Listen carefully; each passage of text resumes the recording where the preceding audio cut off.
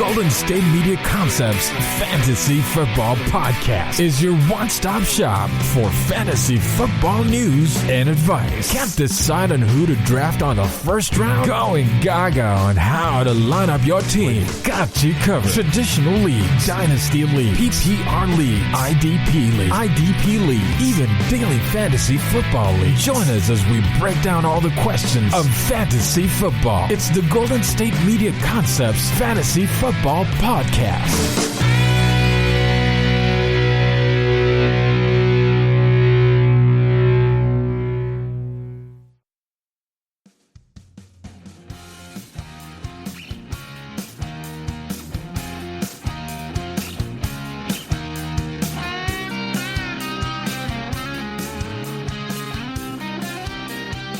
Welcome to the GSMC Fantasy Football Podcast on the GSMC Podcast Network. It is the Tuesday host of Ethan here, and I'm here to tell you all that went down on Sunday, Monday night, all that good stuff, man. And let me tell you, everything is kind of going crazy. The fantasy is going crazy right now. Games that made no sense, games that made all the sense in the world. We had some big time games from different players and some impact performances that could have effectively ended your fantasy season run or have saved it. In the case of me, we're going to talk about that real quick. Where am I in my fantasy quest, in my fantasy journey? I am doing okay. I'm doing fine. At least for right now, I'm doing okay. I don't think I'm in a tough scene. So I started, this is Yahoo now. So we're doing Yahoo right now. And I'm up by 12. He has one more player left to go, which is Mike Evans. This is non-PPR, so I'm not really too afraid, being up 12. And I still have Leonard Fournette left to play. This is a Monday night game of the Tampa Bay Buccaneers are going to be playing against the Los Angeles Rams, and they are at home, Tampa is. So that's going to be an interesting showdown, Unfortunately for our guy here against me, he had Aaron Rodgers, who had a good solid outing, 22.74 fantasy points on the day. He did fine. 311 passing yards for 3 touchdowns, 1 interception, which was really painful to see. That wasn't the play that ended the game, but the Marquez Valdez-Scantling fumble ended that game, and that was really tough to see for Packers fans and those who wanted to see them remain on top of the division. So not me, but Aaron Rodgers, 22.74. He had Juju Smith-Schuster, who really did nothing for the entire game. He had 4 receptions for 19 yards, did absolutely nothing for us there, and our $1 million picks, and our $2 picks, that didn't help at all. Aaron Jones, he had a couple studs in there, man. He had DeAndre Hopkins, who only had 51 or 5.10. So in reality, he had 51 receiving yards, and then he had Aaron Jones, who had 13 points from the fantasy running back one slot he has, and then he had Balaj, who ended up getting hurt in this game, with 7 points. So that was a strong performance. He had Hunter Henry with 10.8. And of course, Mike Evans hasn't played. He got 10 from his kicker, Fairbairn, and he had 4 points from the Minnesota defense. So for me, on my side of things, I had to put Amari Cooper back in the lineup. Finally, Dallas is looking like they have something. They have points. They can do some things. Granted, it was against Minnesota, whose defense has been playing a bit better than what they started out to be. And, they could have won 4 out of their last 5. They won against Seattle, but they took a pretty bad loss, all things considered, trying to get back into that division where, Detroit lost, the Bears lost bad. And once again, Green Bay lost. So They could have climbed up in the division rankings just a bit, especially considering the Bears lost, and I think the Detroit Lions are the worst team in that division by far. So, with that said, Russell Wilson, 20 points, solid. He ended up getting a dub against Arizona Cardinals on Thursday night. You're used to Russell Wilson doing what he does already. So the 20 points seems a bit low considering what we're used to, but it worked out just fine. Justin Jefferson with 14. That was amazing. I needed that. I needed all of the Justin Jefferson this week, and he came up clutch. Amari Cooper with 8 points. So he had 81 yards on 6 receptions on 7 targets. So he's still getting a large share, even though we saw that CeeDee Lamb was getting active. He was the one with the touchdown in that game. Josh Jacobs had 12.4. So, he got in the end zone. He had 55 rushing yards. He had 9 receiving yards on 1 target. So he caught the 1. He had 17 attempts at the rushing. And let's keep in mind, this is probably a low usage Josh Jacobs game, considering that they had to throw the ball so much. Miles Sanders, he was serviceable. He was fine. 61 yards across all scrimmage. So he had 66 rushing yards and he had 15 receiving yards. He did lose a fumble, which brings his numbers down a bit. Jared Cook, once again, he only had about 6 yards. He only caught 1 reception, targeted once. We'll talk more about the Saints game later on. I had Mr. Myers, so Jason Myers, the kicker for Seattle. He ended up dropping 9 points. And New Orleans defense had 16 of them things, man. They went and took it to Atlanta to a different level. So this is with me having Stephon Diggs on bye. So they had no game. And it was fine. I didn't really miss too much of a beat there. So all things considered, we are rolling, man. We're rolling hot. And it seems like my team is finally starting to gel here in this Yahoo Fantasy League. So I am currently sitting 6th right now. So I'm going up against the worst team in the conference. So he's going to go down. And it looks like I'm probably going to get into the playoffs if I keep this up, all things considered. And that's a good thing for me, man. I got to keep grinding and keep going. But it was a grind, a grind. It was looking rough. It was looking rough in my ESPN league as well. Let's keep it here. So I'm up by a solid 25 points. I am up 93.74 to 68.48. Solid lead here. He has Mike Evans left to play. This is 1 point PPR. I have Ronald Jones left to play. And this is how it turned out. He had Matt Ryan, so it was already a bad day for him. Matt Ryan got sacked 8 times, 2 interceptions, and he had 5.28 fantasy points on the day. Horrible performance from the Falcons offensively. We all know this. He had Chase Edmonds with 14.9, solid outing. It was not looking good on Thursday when he was the only person I was going up against. I was like, ooh, this might be tougher than what I thought. But it ended up working out fine so far. He had Kareem Hunt, who got a garbage touchdown. It shouldn't have went to Kareem Hunt.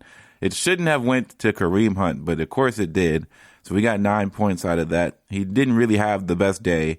Of course, Nick Chubb got them all the way down to the goal line, and he just was not giving the ball. So Kareem Hunt with 9 points. He had Willie Snead with 5.3. Of course, I keep saying this all the time, but don't start Baltimore wide receivers because they've shown you time and time again. All they are built to do is let you down every single time. And we could get deeper into the Baltimore offense, Lamar struggles thing, but it's honestly getting ridiculous. That Titans defense is not good. Let's keep in mind. Tennessee Titans defense is not good. It's not good. Of course, Jadeveon Clowney is not playing, and it's not like when he does play, things are different. They just cannot get sacks. They can't get pressures. They really can't stop anybody. But, the fact that Baltimore got 24 points on Tennessee should show you that their defense is not that great, because Baltimore's offense is probably one of the, I don't want to say the worst. It's so weird. It's just a weird offense. It doesn't move anything down the field. There's nothing fun about it. It's literally hard-nosed football, which some fans may like, but also when they go down by 10 points, they can't go score. They can't go on a game-winning drive and get a touchdown like other teams across the AFC, and that's going to be probably their Achilles heel once again, that they just have not been able to have the receiving core needed to make big drives happen. And, some of it might be on Lamar, and some of it I don't think it is. It's kind of a mixed bag. But some of it's on play calling and play design and usefulness, all that, and then some. He had Noah Fant. Let's keep moving here. We had Noah Fant with 9.5, who had a solid day, 4 receptions, 55 receiving yards. This is a tight end spot, mind you. So I say solid day. That is 9 points is nothing to scoff at from a tight end position, not named Travis Kelce or Darren Waller. He had Zach Pascal, who had 8.4 points, 3 receptions, 54 yards. And that was, that's a solid day from Zach Pascal. If you're putting him in your flex spot, you're just hoping for the best. So that was a pretty solid point total, all things considered. He had 7 points from Indianapolis, who had an interception. They gave up 31 points. So I don't know. Defensive scoring is weird, man. I just don't understand it. But he also had Mr. Myers on his own squad. So he had 9 points coming from his kicker spot. So he had Drew Lock on his bench with 11. He had Jonnu Smith with 12. So he had 2 pretty solid tight end options, man. That's pretty rare to have 2 guys that you can start and feel comfortable with. But he had Cleveland's defense on his bench, so that really hurts him. Left some points on the board, which you can argue. Indianapolis has a better on-paper defense, right? And for NFL purposes, you're taking Indy's defense over Cleveland's any day of the week. But for fantasy purposes, you probably would have liked Cleveland's matchup versus whatever that Carson Wentz has become as a player. Whatever he is right now, you want that against him. And not to mention, he has a kicker on his roster still, on his bench, who had 1 more point. So, points left on the table all the way. I also did the same, but not in the same drastic sense. So I had Tua Tagovailoa as my starting quarterback. He got pulled in the end, by the fourth quarter, and it was not great. Alvin Kamara had his least amount of points all season long with 10.5. He did get a touchdown, so that saved the day quite a bit because he just didn't get involved in the passing game. They just didn't pass it to him. He did not receive 1 reception on the day. He did get 1 target from my understanding, and he dropped it. Probably smartly so he wouldn't get blown up in the backfield. But Atlanta's linebackers are really fast, and they don't do that whole let your running back beat you on screens and stuff like that. That just wasn't something that Atlanta wanted to have done to them. They definitely keyed in on Alvin Kamara and tried to let Taysom Hill beat them, but we'll move on from that and talk about that a little bit later. Ronald Jones is set to play Monday night, 8:15 p.m., and hopefully he can carry on the legacy that he was rolling with right now. Hopefully him and Bruce Arians have come to an understanding that if I fumble, just let me keep playing in the game. Jesus Christ, let him keep playing in the game if he fumbles. It's so outrageous that just keeps happening. Michael Thomas with 9 receptions, 104 yards. Everybody give a good, deep, loud yell of approval because, man, was it getting tough to put in Michael Thomas every week and see nothing. This is good. This is great. This is wonderful. I have to say, this is absolutely wonderful.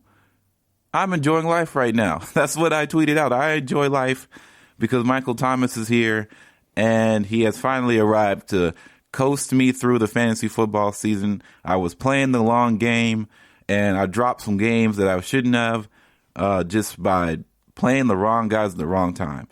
And this time, now we're here in the driver's seat. We got some players that we can trust. The bench is kind of falling into place, and we're understanding who we have and who we can trust. So I did end up starting Mr. Jakeem Grant, who kind of disappointed me. And it seems like if Tua's not on it, Jakeem Grant is not going to be on it either. He only had 3.5, 2 receptions for 12 yards. He is a speedster, though, so he might pick back up later on. Who knows? I put in Taysom Hill at the tight end spot. I picked him up a while ago. I thought, even though before he was named the starter, he was in my starting lineup. So I just assumed that he would have more touches because of the fact that Drew Brees was not going to be around and Sean Payton likes to get shifty out there with Taysom Hill. I figured he'd be a solid tight end option anyway. Michael Pittman, I started that guy. We'll talk about him soon enough. But Michael Pittman is starting to sound like I was right when I made them offseason predictions that Michael Pittman looked like a guy who really might change some things around, and a big target for Indianapolis, a big target for Phillip Rivers that might change some things. Started Minnesota's defense. It was 3 points. Not great. And I started Joey Sly at my kicker with 10 points. On my bench, Keenan Cole Sr. kind of scared me for a bit. He only had 2 receptions, though, so good no start there. I didn't start Austin Hooper because obviously Taysom Hill. KJ Hamler with 4 receptions, 35 yards, and a win against Miami. So against a good defense, maybe he deserves to start at the slot. I'm sorry, at the slot. At the flex spot, and we'll see what happens. Matt Breida has done nothing once again. Randall Cobb caught 2 passes, a touchdown, and he got hurt, and that was it for him. And I still have Denzel Mims, so 3 receptions, 71 yards against the LA Chargers. That's going to be an interesting thing moving on forward, but I do like his play. All right, we're going to take a break, and then we're going to come back, and we're going to talk about all the fun stuff that happened on Sunday. GSMC will be right back. Are you looking for the very best NFL and college football podcast? Then check out the GSMC Football Podcast. Get the latest football news both on and off the field. From the NFL Draft to trades to the rumor mill to the NFL Combines. They got you covered. That's GSMCpodcast.com/football-podcast. Get updates on college rivalries, game day insights, and much, much more. It's football talk the way you want it. This show eats, sleeps, and breathes football. Don't forget to like them on Facebook and follow them on Twitter. Visit GSMCpodcast.com for more info.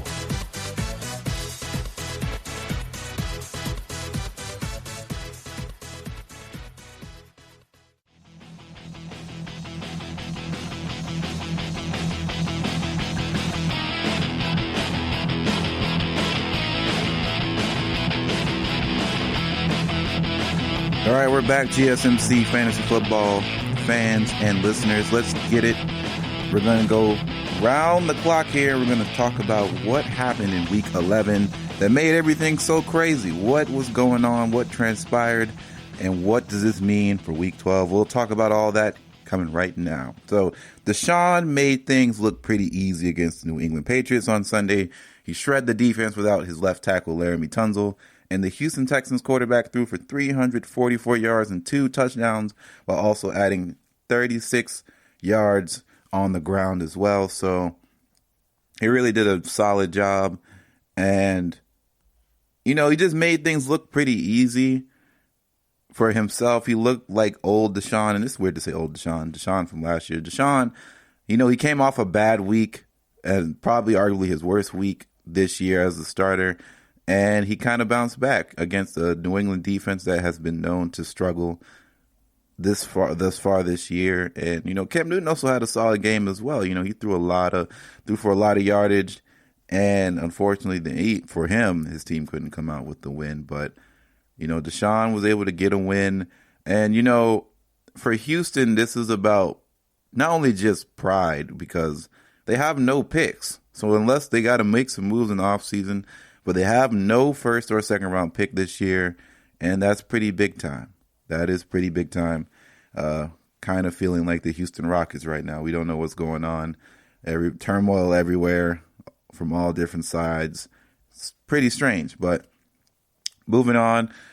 Joe Burrow ended up having a horrible knee injury. I'm assuming it's a torn ACL, but he was out of the game and will miss the remainder of the season with the knee injury. So in his relief, Ryan Finley came in, was 3 of 10 with 30 passing yards, and he also threw an interception.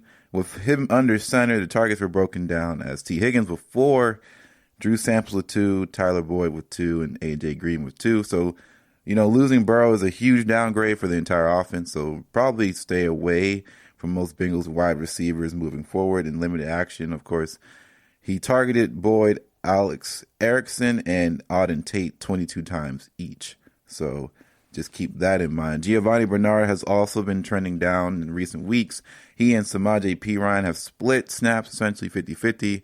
making Gio nothing more than a running back 2 based off of pass game usage. Antonio Gibson, moving to the Washington side. He out-touched J.D. McKissick 17-9, played in a positive game script. And this is to be expected as the rookie sees his most work in early downs. And 2 Washington backs still split snaps evenly, but looking ahead to their Thanksgiving game against Dallas, it's going to be hard not to salivate against Gibson's fantasy upside for sure. Moving to Pittsburgh versus the Steelers. So Deontay Johnson is establishing himself as one of the best wide receivers in the league. In games when he stayed fully healthy this season, he's averaged 12.5 targets, 7.8 catches, 89 receiving yards, and 21.6 DraftKings PPR points. And to put that in perspective, Antonio Brown in 2018 averaged 11.2 targets, 7 catches, 86 receiving yards, and 22.6 DraftKings PPR points. So Deontay Johnson is playing at an absolute stud, and there's no more starts or sit questions really set to him. He's an auto start because he's heavily involved in their offense for sure. Rookie Chase Claypool was second on the team in targets with 9 behind Johnson, but he was able to make his fantasy managers proud with a good touchdown score. Juju Smith got banged up near the end of the game, but his snap share, which was 80%, indicates that he didn't miss any action. Juju Smith will continue to rank 3rd among the Steelers trio for most people because he doesn't command the target share. And that just is tough. And he has a low ADOT that prevents him from making big plays. James Conner rushed for 89 yards on 13 carries, which was 6.8 per attempt, but was vultured at the goal line by Benny Snell Jr. And since week 6, Snell has more carries inside the 5-yard line than James Conner. It's only by 1, though. So just keep that in perspective. Jacksonville didn't produce much on offense as they were suffocated by the Steelers' defense all game. Jake Luton threw for 4 interceptions. Jake Luton threw 4 interceptions, and all of his receivers struggled as a result. James Robinson saw his usual heavy workload, and per usual, the volume alone salvaged a respectable fantasy outing. He also led all Jags running backs in routes run, further cementing his status as the set it and forget it running back of this year for sure. Moving back to the New England game, so Cam Newton threw for 365, but only rushed 3 times for 6 yards. Newton's fantasy appeal is tied to his legs, but it's encouraging that in a plus matchup, he can post solid numbers with his arm. A huge chunk of it came to a Hail Mary attempt that tight end Ryan Izzo brought down short of the end zone, but fantasy managers will end up taking it anyway. Rex Burkhead suffered a torn ACL, which led to James White playing his highest snap total since week 4. The negative game script for the Patriots also forced them to abandon Damian Harris in the run game, despite his overall effectiveness with 11 carries for 43 yards and 1 rushing touchdown. So White will be waiver wire consideration ahead of week 12, with New England likely chasing points in next week's game versus the Arizona Cardinals. Jacoby Myers had his first bad game as a starter with just 3 catches for 38 yards, but he still played 99% of snaps and led the team in routes run, so don't give up on him on the second-year wide receiver just yet. N'Keal Harry led the Patriots in targets, while Damiere Byrd led the team in receptions and receiving yards. So it's all over the place right now. Speaking of all over the place, Duke Johnson played 77 of the team's snaps, but managed just 13 touches for 35 yards. It's now been back-to-back weeks of less than stellar performance from the U's all-time leading rusher. But fantasy managers must not give up. His next matchup is against Detroit, is exactly what the doctor had ordered for him. Speaking of the doctor, Philadelphia Eagles has nothing to do with medical things at all. But transitions. Right. Philadelphia offense struggled to move the ball in poor weather conditions, and that negatively influenced the team's wide receivers. Travis Fulgham with 1 reception for 8 yards, and Jalen Reagor with 4 for 52 were both complete busts in fantasy. Still, Reagor's overall usage in the offense makes him a prime bounce-back candidate against Seattle Seahawks' atrocious defense in Week 12. Carson Wentz and Fulgham are not connecting as they did in games prior due to the team's bye week, and while tight end Dallas Goedert is starting to heat up to command 7 targets, hauling 5 for 77 yards in the score. Wentz was under pressure 48.8% of his dropbacks, but his PFF passing grade was 81.6, which was actually better under pressure than in clean pocket, which was a 62.1. Usually pressure can be used as a scapegoat to blame quarterbacks' poor play, but this is just not the case for Carson Wentz. Kareem Hunt and Nick Chubb both played huge roles on the team's win. Hunt outsnapped Chubb with a 36 versus a 30 and saw all of the carries inside the red zone. Though Hunt's final stat line with 14 carries for 11 yards looks terrible, more than half of his carries came inside the 20-yard line. 4 of them came inside the 10-yard line, meaning they were obvious run situations that weren't much yardage to be had for Kareem Hunt. And Hunt was the clear goal line back in Week 11 with all 3 carries coming inside the 5-yard line. So Browns wide receiver Carterell Hodge led the team in routes, runs, snaps, and receiving yards. And safe to say that Rashard Higgins can go back to the waiver wire as it's been a few weeks. And nothing really has came up from trying to start him anyway. So Detroit at Carolina. So this was an ugly game. Phillip Walker got his first start as we know him from our XFL days. That's what we were talking about back when they had XFL fantasy football, the daily fantasy sports for the XFL. Phillip Walker. So he filled admirably for Teddy Bridgewater, who would have came in the game only for emergency purposes only, and helped elevate elevate the Carolina Panthers trio of wide routes for fantasy success. DJ Moore went for 120. Curtis Samuel scored on one of his team leading 8 receptions. Robbie Anderson had the quietest day with just 7 catches for 46, but he saw 9 targets over the past 2 weeks. Each of these 3 wide receivers has exactly 11 receptions, with Moore narrowly leading in targets with 17, compared to the other 2 with 15. Each will need to be in lineups against the Minnesota Vikings next week on the schedule. The Lions offense looked lost without Kenny Golladay, DeAndre Swift, and Dami Amendola. Outside of TJ Hawkinson, 4 catches for 68 yards and 7 targets. That just wasn't much to offer for a fantasy football standpoint. Kerryon Johnson played 70% of the snaps compared to Adrian Peterson and saw 5 targets in the passing game. He'd be on the waiver wire addition ahead of the matchup versus the Houston Texans' poor run defense. And Jamal Aguinu took over slot duties, seeing 5 of his 6 targets lined up inside and would slide back into that role if Amendola can't play on Thursday night. So Tennessee versus Baltimore. So here we go. So this is the situation when it comes to J.K. Dobbins's usage in Week 11. 64% of the snaps played, 75% of running back rush attempts, 67% of short down and distance snaps, and 100% of 2-minute drill offensive snaps. Dobbins' 17 touches were a career high, and he is trending in the right direction for fantasy managers who are starting to buying into the dynamic rookie. Coming playoff time, Dobbins had 14 carries, and neither Gus Edwards or Mark Ingram had more than 3. Baltimore's running back carries have never been one-sided before like this. Marquise Brown, Hollywood Brown, whatever you want to call him, can't be trusted at this point. He had a donut in Week 11, and that was a nail in the coffin for fantasy managers. Des Bryant saw more targets and caught more passes than Brown. The second-year wide receiver is only being used as a vertical threat with a 21.3 average depth of target, and that part of Lamar Jackson's game is just not clicking. Jonnu Smith is a living touchdown in recent weeks, or living off touchdowns in recent weeks, and the bubble is going to pop sooner rather than later. He had 3 touchdowns in the past 3 games, despite a combined 67 yards from scrimmage.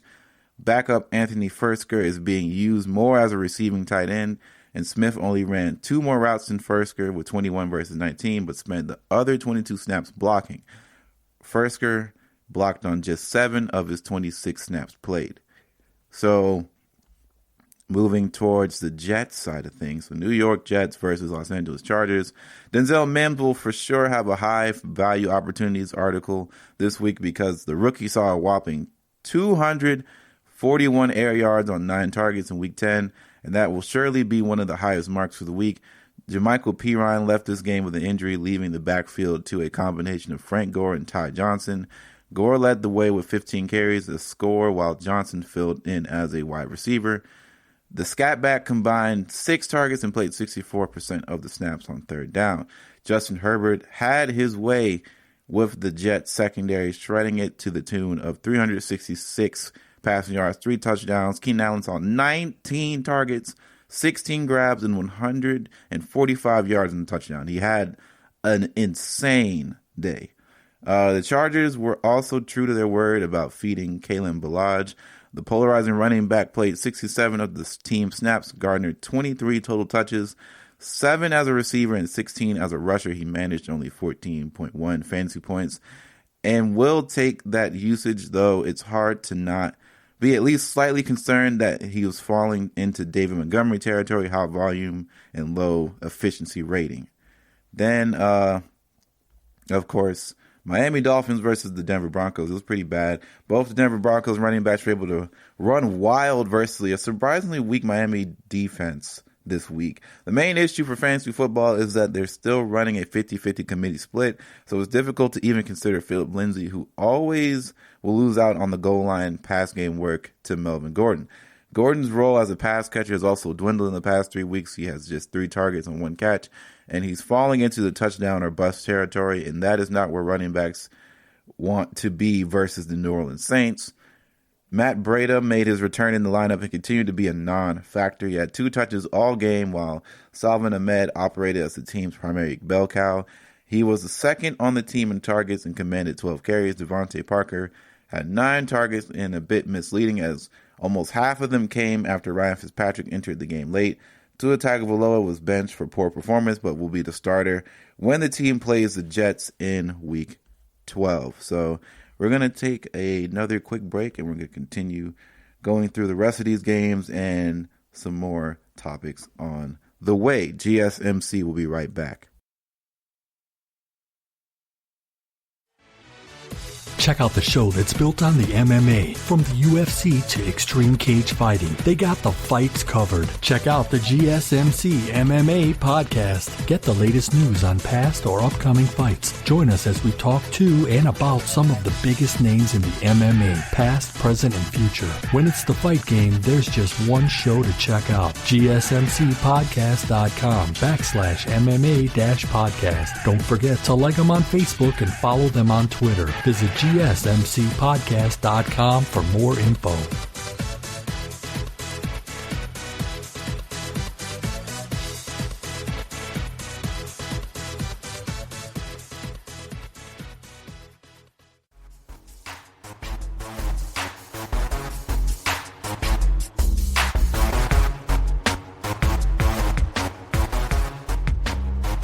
All right, so let's continue on this topic of what happened on Sunday. Let's go. So, Dallas versus Minnesota. So in the weekly starts and trades candidates based on high value opportunities column on Pro Football Focus, writers said that how much they like CeeDee Lamb and Adam Thielen to find pay dirt this week, and lo and behold, both wide receivers scored in a game that shaped out to be a sneaky shootout. Andy Dalton helped Dallas get a win, and more importantly, injected fantasy life into Amari Cooper and Ezekiel Elliott. Elliott still didn't see the targets we would like to see from bell cow running backs, but it was great to see him finally rush for more than 100 yards. And at the same time, it's hard to ignore just how much more efficient Tony Pollard has been. He turned 5 carries in this game into 60 yards and a touchdown. On the year, Pollard has earned an 80.3 Pro Football Focus rushing grade to go along with an average of 50 or 5.1 yards per attempt. Zeke's Pro Football Focus running grade sits at a 69 with a 4 yards per attempt grade. And, you know, usually suspects meet and exceeds their expectations for Minnesota. Most notably, Dalvin Cook racked up a season high in receptions with 5, ensuring his status as the game-dependent proof top 3 fantasy running back in the league, and that's unchanged. So Green Bay versus Indianapolis. So a week after it all seemed hopeless for Jonathan Taylor in 2020, he finally got the hot hand in the Colts backfield. He carried the ball 22 times for 90 yards. Had it not been for penalties, he would have had been over 130 rushing yards on 25 carries. He finished the afternoon with a 50% snap share. but he's not quite out of the woods yet. Nyheim Hines is still used as a receiver throughout the 5 targets, saw 2 carries inside the 10-yard line. Still, Taylor managers can at least take a sigh of relief that with some semblance of optimism heading into Week 12. Dating back to Week 2, Taylor hasn't had a 20-plus attempts at 90 rushing yards in a game before. Aaron Jones played fewer snaps than Jamal Williams and was outsnapped 6-1 when the teams were inside the 20. The past 2 weeks, Williams has seen exactly 0 snaps inside the red zone, so let's keep that in mind. And also, I want to give out a shout-out to my boy, Michael Pittman Jr., because he has been balling out for all intents and purposes. So here are the past 3 games. 9.6, he had 4 receptions, 56 yards against Baltimore. He had 7 receptions against Tennessee for 101 yards, no score but 19 points. And then he had 3 receptions for 66 and a touchdown. He's getting solid volume. He's getting solid looks. So I think that matters quite a ton. Like, don't be surprised here. It matters. And, you know, the emergence of an otherwise sleepy Colts passing offense, Pittman has turned into in the career performance in the past weekend, and, you know, it's encouraging that happened. And then, of course, he had 3 receptions for 66 coming off of the big performance. So, you know, after having his breakout game in Week 10, thanks to a commanding 7 targets, he showcased his big playability against the Packers. He did the majority of his damage on short reception, and after which he subsequently weaved through the opposing secondary to find the end zone for a 45-yard touchdown. His remaining 2 receptions were from a combined 21 yards, and though Pittman continues to establish himself as a favorite target of Phillip Rivers, Pittman will look to continue to break out against the Titans. Let's keep in mind the Titans' defense stinks. This is a good scenario for Michael Pittman players, and honestly, anybody, if you have Zach Pascal or anything like that, this would be a good time. Even if you still trust Colts tight ends, this might be a good time because Tennessee gives up points to tight ends all the time. But they give up points all the time no matter what. So, Michael Pittman, we were right. GSMC Fantasy Football, we were right. Michael Pittman's a good guy. He's a good player. We were right. Just had to point that out, you know. Kudos to us. We did that one. Kansas City Chiefs at Las Vegas Raiders. So in a back-and-forth game on Sunday night, the Chiefs ended up using a backfield to full capacity. You know, Clyde Edwards-Helaire saw 67 of the running back attempts to Le'Veon Bell's 33, and both scored on their respective carries inside the 10-yard line.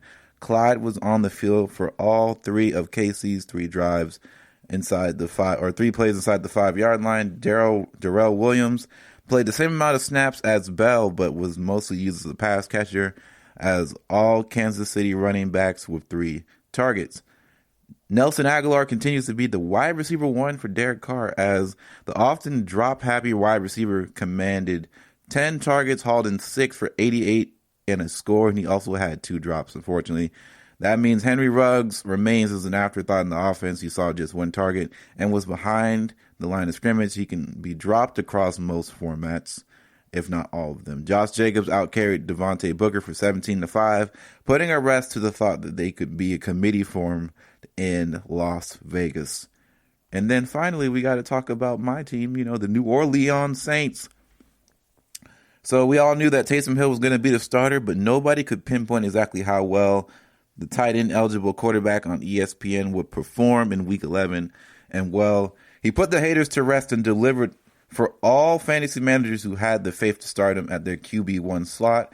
Hill completed a 78% of his passes for 233 yards, but was huge on the ground with 10 carries for 51 and 2 rushing touchdowns. Hill had the highest sought-after Konami code, and that rushing ability puts him in quarterback 1 conversation ahead of next week versus Denver. Hill scored more fantasy points in Week 11 than Drew Brees scored in any game this season.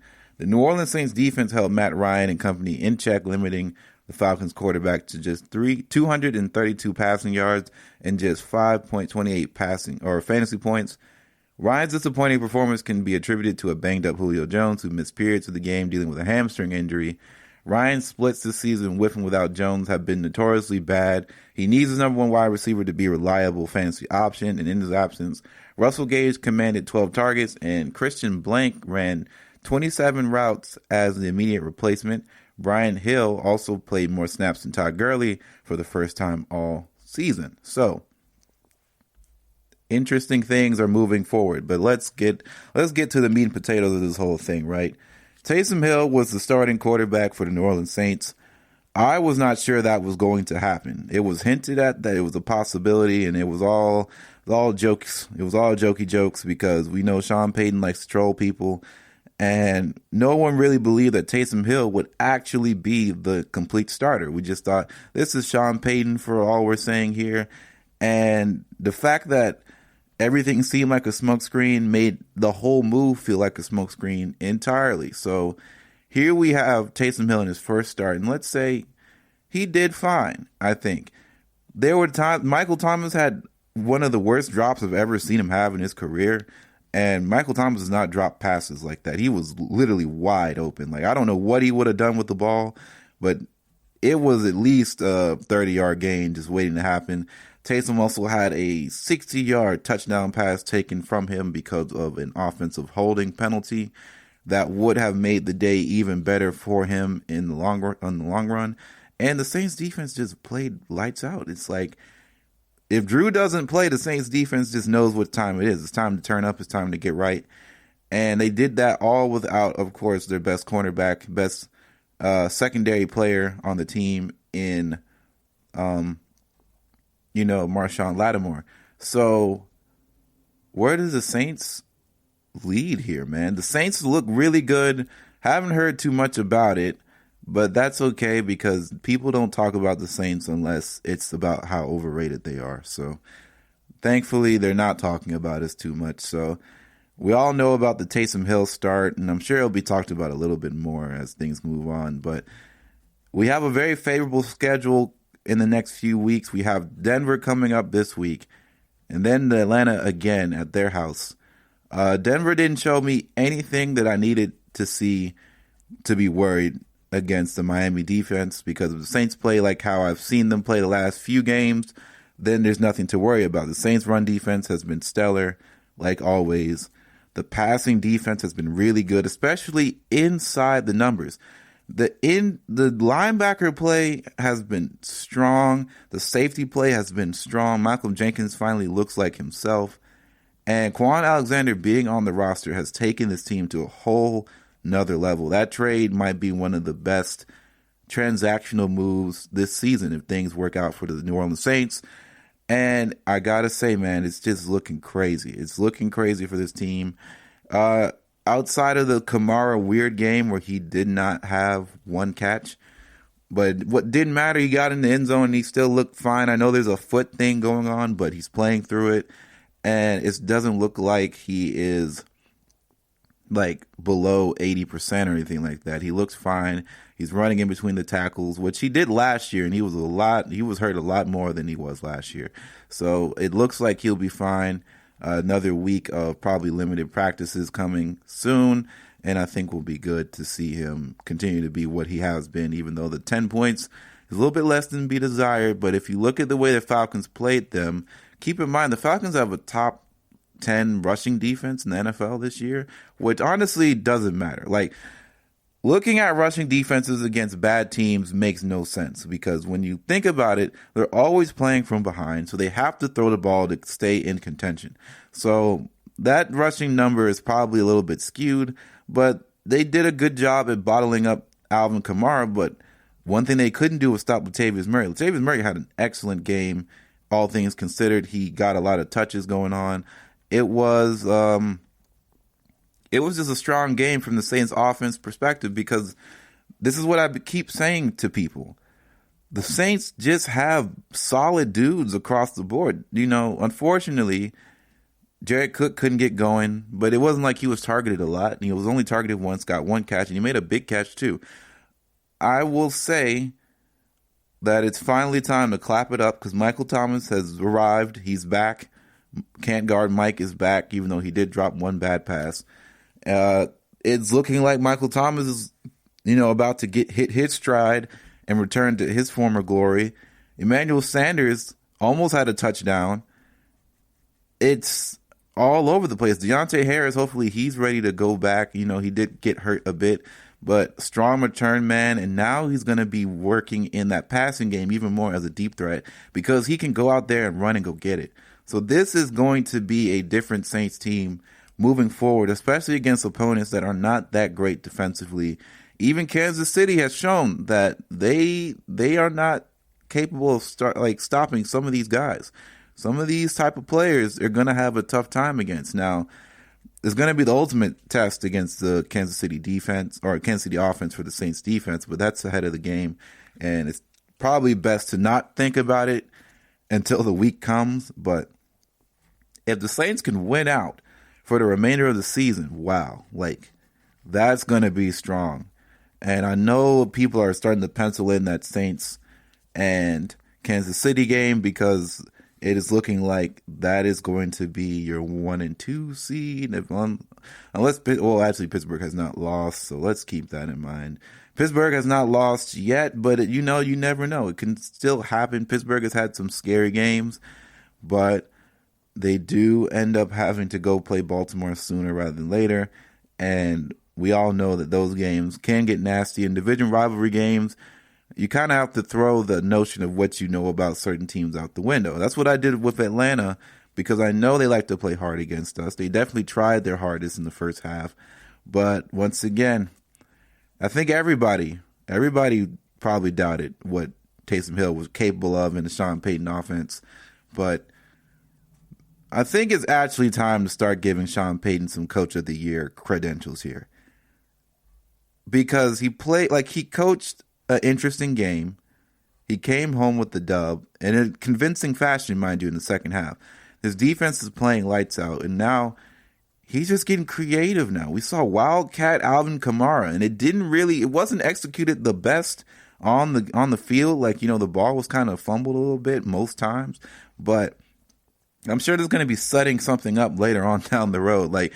As long as we see Taysom Hill getting the ball under center, that is going to be a package. When we see Taysom Hill go out wide and we know what he's able to do, right?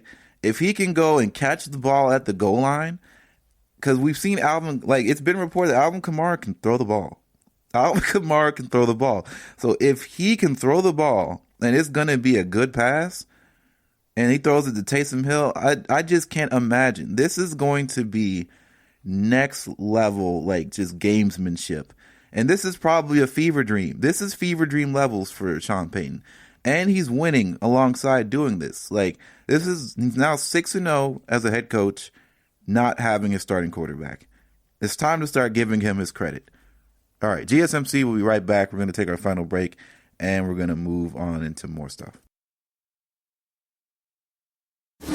Check out the show built around the women of MMA. From the UFC to the extreme cage fighting, we got the fights covered. Listen. It's the Golden State Media Concepts Women's MMA Podcast. The latest news of upcoming fights, discussions of previous matches. Join us as we talk to and about the biggest names in women's mixed martial arts, past, present, and future. When it's the women's fight game, you know where to listen to. The Golden State Media Concepts Women's MMA Podcast.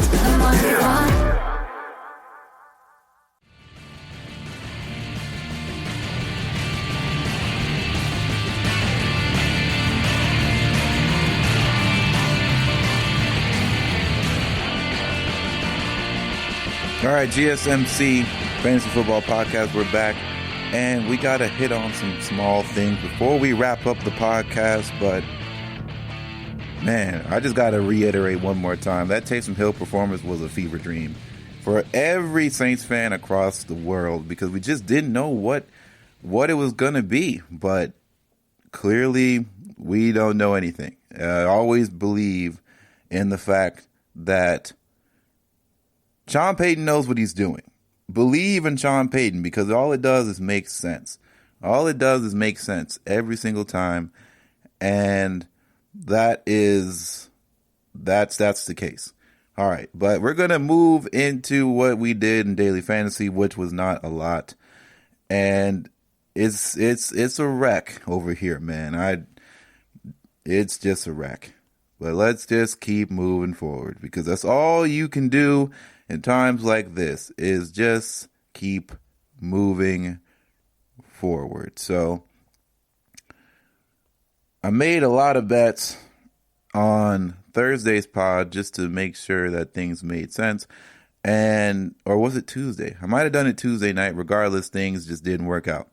So my Deshaun Watson bet, where I did Deshaun over and Cam Newton, I went less. His line was 210, and I got completely destroyed on the Cam Newton side. Lost money. Tough scene.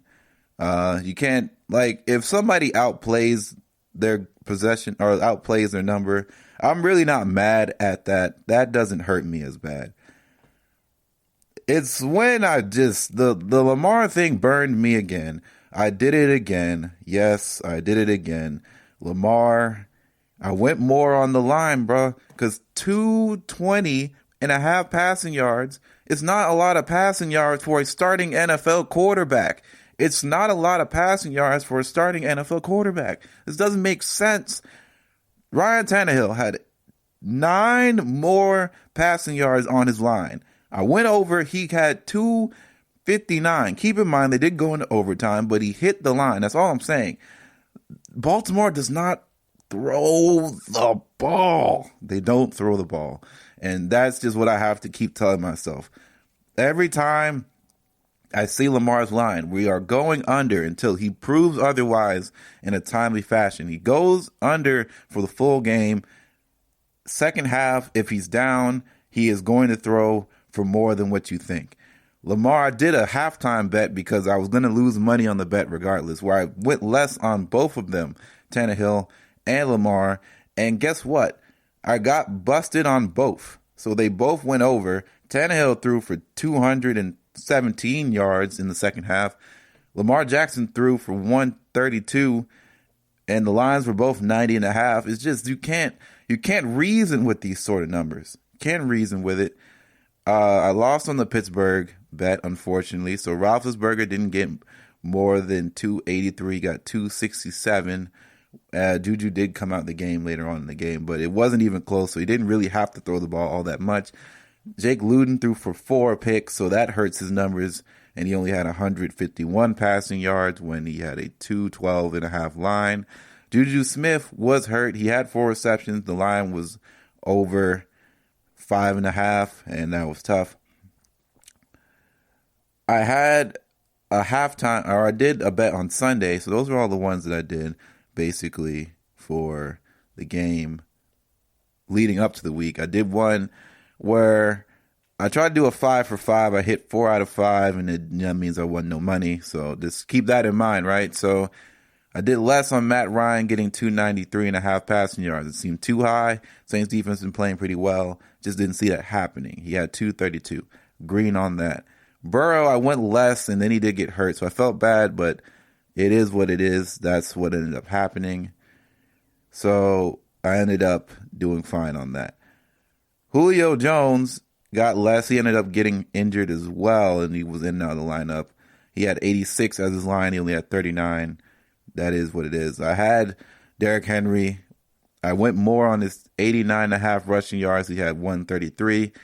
And unfortunately, I went more on Alvin Kamara for 5.5 receptions because I thought that they would feed him the ball extensively in the Taysom offense, and that just wasn't what happened. He had no receptions on the week, and that hurt me bad. Hurt me real bad, boy. But I did a couple bets later on in the day that just didn't work out either. So I did a Cowboys versus the Minnesota Vikings, where I went less on Andy Dalton for passing yards. And this was I believe in the second half. Yeah, this was a second half bet. I went less on Andy Dalton's passing yards. I went less on Kirk Cousins' passing yards, which he went and torched. His line was 222.5, and he had 174 yards passing. And I went more on CeeDee Lamb because he looked like he was going to have himself a game. He only had 1 reception in the second half, and his line was 2.5. So that hurts. Hurts bad. I did a Drew Lock I did a 5 for 5 goal here, and it all went down in flames. I tried to get Drew Lock. He actually hit for me in a weird way. He hit on 152 passing yards off that unnecessary heave that he threw that burned me bad, and another bet that we'll talk about in just a second. Tua got benched, and that's just what that was. So Tua got benched, and he didn't do anything in the second half. He didn't do anything in the first half either, but that's just a case of what happened. Jerry Jeudy didn't have more than 6 receptions or receiving yards, and I had a 30.5 receiving yard line that just didn't get done. Jakeem Grant didn't catch 2 passes, so that hurts. And Salvon Ahmed only rushed 4 times because Miami was playing from behind, and thus they were not going to use him in the run game. Everything blew up on that one. And to make matters worse, the actual bet that I really wanted to hit, that I was close to hitting on, literally 1 play away, 4 seconds away, I hit on I hit on Devontae Parker, right? Devontae Parker's line was 26.5. He had 43 receiving yards on that on the full game. So I was like, okay, this makes sense. This makes sense. Drew Lock is not passing the ball enough. The game is basically over, right? The game is basically over. It's 4 seconds left. Drew Lock has to just waste time. And what ends up happening is Drew Lock throws the ball downfield. He could have thrown it out of bounds. He could have just thrown it anywhere, actually. And he just threw a deep ball 50 yards down the field. And Tim Patrick, I believe, is just running naked up the sideline, reaches out his hands, and then he just catches it. And my eyes just closed, man. I just closed my eyes as I know that my bet was fried. And I'm just like, that would have just been the one that hit. And he just burned us that bad. Just didn't need to happen. And that's just some of the worst stuff that happens in gambling. Sometimes you just get hurt. The rest of this stuff, really, I just made bad decisions, man. Just made bad decisions across the board. But yeah, man, MKF, it really took a lot out of me this week. But hopefully we'll be back stronger. Let's hope. Hopefully we'll be back stronger than ever before. But let's keep it going here. So I want to talk about Travis Kelce and the tight end situation that's going on here. Travis Kelce had 127 receiving yards, a touchdown. He was a man out there. Darren Waller was also really good. Tight ends are just so strange. You know, the gap between Travis Kelce and Darren Waller, I believe, is the same gap. No, Travis Kelce and Hawkinson is exactly the same gap that Hawkinson is with the tight end 35. Like, this is unreal. Like, those are like your top 3 guys, I think, is Travis Kelce. Then it's, of course, Darren Waller. Then you have Hawkinson, and then Mark Andrews, I think. And Mark Andrews actually might be 3rd on the list just because of touchdowns. But tight end is so bad this year, and I don't know why. I guess teams are utilizing them in a different way, but there is no tight end that is just clearly the answer. And it's very strange. Maybe it's just the fact that having a good tight end and having a great tight end are just vastly different. And it's being displayed upon every week, every Sunday that we see. Like, tight end, you can kind of throw tight ends kind of anywhere right now, and a lot of them will be successful in the most part if they catch fine and you don't need them to do too much. Like, if they're not next level players, they're not going to put up next level numbers, even if the situation makes out for them to be great. We saw Robert Tonyan, I believe he scored for the Green Bay Packers as well. And he had himself a little burst where he was looking like a top 5 tight end option, and he slowed down a bit. But now he's probably tight end 3 this week, or tight end 4. So take that as you will. We don't really need to talk about Taysom Hill counting as a tight end. So that, of course, he's probably going to be tight end number 1. Actually, he may not, because Travis Kelce still might have outplayed him, which is actually insane. But that doesn't really matter too much, because I don't believe that ESPN is going to keep Taysom Hill as tight end, because that would be broken. That would be broken. But at the same time, I think it would be a lot of fun, would it not? Like, let's have fun, ESPN. Why don't punish people for something that honestly nobody could have predicted? It wasn't like he wasn't getting, quarterback snaps beforehand. Now it's just that he's getting them all of the time. So I guess he is a quarterback full time. But we've seen him line up at tight end plenty enough times. We've seen him line up in receiver. He gets moved around a lot. I understand what's going to happen, and it's going to be tough, but that is just that is the situation at hand. And it's kind of weird to think too, because let's say he plays bad, right? And they have to put in Jameis, right? They have to put in Jameis in order to salvage a game and try and win it. I just have a hard time believing that Sean Payton would not still have Taysom Hill playing in tight end situations or using him as a runner. They might just end up switching some things out. Like, this is one of the wackiest football teams I've been able to watch. And especially, it's got to be the wackiest Saints team I've ever seen in my lifetime. Like, just wacky stuff are happening. Everybody is kind of valuable to some degree on that team, not fantasy-wise, of course, but for their team concept, like Callaway is really good for them. Of course, Deontay Harris, when healthy, is phenomenal as a return man, and he's getting more involved in their offensive scheme. Traquan Smith, he comes up in big-time moments. When you need him most, I don't think Traquan will actually disappoint you, and he's a really good downfield blocker for them. That's one thing the Saints do. If the Saints draft a wide receiver and he doesn't necessarily pan out to be like Michael Thomas-esque or Brandon Cooks-esque, those type of guys, and they still stick around, it's probably due to the fact that they know how to block the outside. They know how to block on the perimeter, and that is the defining factor, because I don't think you can play for Sean Payton if you don't know how to block as a wide receiver. And it's becoming more apparent that that's a trait that keeps guys in the league. Like, you'll see some names out there, you're like, wow, why is he still around? And it's just because he adds a different level of, I guess, physicality and being able to block guys that don't really want to go out there in space. So I think personally that's a big thing for the Saints, and that's going to keep guys valuable moving forward here. And we're kind of running out of time here. So GSMC, that's going to be our podcast for the week. I would like to thank you all for listening.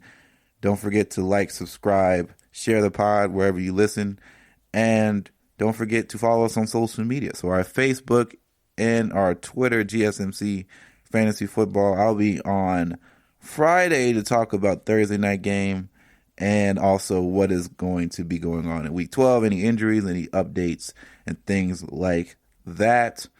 GSMC, I'll see you all in a few days, man. Keep it easy, stay safe, and stay up. Who dat? Got to do that too. You've been listening to the Golden State Media Concepts Fantasy Football Podcast, part of the Golden State Media Concepts Podcast Network. You can find this show and others like it at www.gsmcpodcast.com. Download our podcast on iTunes, Stitcher, SoundCloud, and Google Play. Just type in GSMC to find all the shows from the Golden State Media Concepts Podcast Network, from movies to music, from sports to entertainment, and even weird news. You can also follow us on Twitter and on Facebook. Thank you, and we hope you have enjoyed today's program.